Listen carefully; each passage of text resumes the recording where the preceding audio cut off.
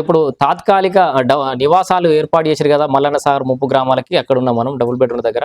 ఇక్కడ మీకు రావాల్సిన ప్యాకేజీలన్నీ వచ్చే వరకు గూడా మీరు ఇక్కడే ఉండొచ్చు అని జెప్పేసి గతంలో జెప్పిర్రు. ఇప్పుడేమో మధ్యంతరంగా మమ్మల్ని ఖాళీ చేయిస్తున్నారు. మాకు రావాల్సిన నష్టపరిహారం రాలేదని జెప్పేసయితే ఇక్కడ మల్లన్న సాగర్ భూ నిర్వాసితులు చెప్తున్న పరిస్థితి. వాళ్ళతో మనకు అందుబాటులో ఉన్నారు. వాళ్ళతో అడిగి మరిన్ని వివరాలు తెలుసుకుందాం. పేరు?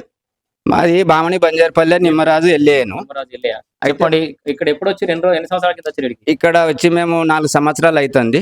మల్లన్న సాగర్ ప్రాజెక్ట్ ఇన్ని సంవత్సరాలు అవుతుంది, మీకు ఇంకా రావాల్సి ఏం రాలేదు, అన్ని ఇచ్చినామనంటారు. ఏది ఇయ్యలేదు మాకు. ఇంకా చాలా మందికి బాగా బాకీ ఉన్నాయి. కిష్టపరాన, ఎమ్లా, ఎర్రవల్లి, బంజారపల్లి ఇవన్నీ బాకీ ఉన్నాయి. ఆడ ఏమి అయింది ఏం లేదు. ఎక్కడ ఏమి అయింది ఏం లేదు. ఆడి అన్నీ ఉన్నాయి. ఎవరికి ఏమి చేయలేదు. కేసీఆర్ ఎమ్మెల్యే ఉన్నాడు కదా మీకు ఇప్పుడు 2-3 సార్లు. కేసీఆర్ ఎమ్మెల్యే ఉన్నాడు కానీ ఆయనకు టైం దొరుకుతలేదు ఇక్కడ వచ్చి చూస్తానికి. ఆయన రాడు చూడడు. ఆయన ఫామ్ హౌజులనే ఉంటాడు, ఫామ్ హౌజులనే అంటాడు, తాగుతాడు, తింటాడు. ఆయన కృషి మీద ఆయనే ఉన్నాడు. పబ్లిక్ ఏం తక్లీఫ్ అవుతుంది, పబ్లిక్ ఏముంది ఏం లేదని ఆయన ఎన్నడో కట్టిండు. 15 ఏళ్ల కింద కట్టిన డబల్ బెడ్రూమ్లు ఈ వరకు ఆయన అధికారం చేతులు ఉన్నాక ఎందుకు వంచలేదు? ఆయనే పంచలేదు. ఎందుకు పంచలేదు? ఎరకలు వాళ్ళకి ఇచ్చేస్తే వాళ్ళు కూడా సంతోషంగా ఉందరు, మనం కూడా సంతోషంగా మన జాగాలో మన ముందు మనకు వచ్చే డబ్బులు మనకి ఇచ్చేస్తే అయిపోవు.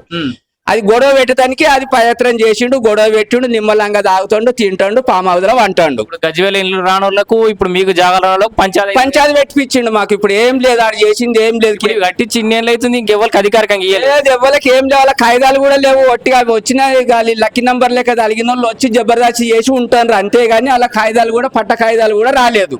వాళ్ళకు వాళ్ళకు కూడా బాధనే, వాళ్ళకు కూడా ఇబ్బంది. పట్ట కాయిదాలు ఇచ్చి వాళ్ళకు ఏందో కాయిదాలు ఇచ్చేస్తే వాళ్ళు కూడా నిమ్మలంగా ఉంటారు కదా. వాళ్ళు కూడా సుఖంతో ఉంటారు. ఇదంతా బాధ ఏంటికి?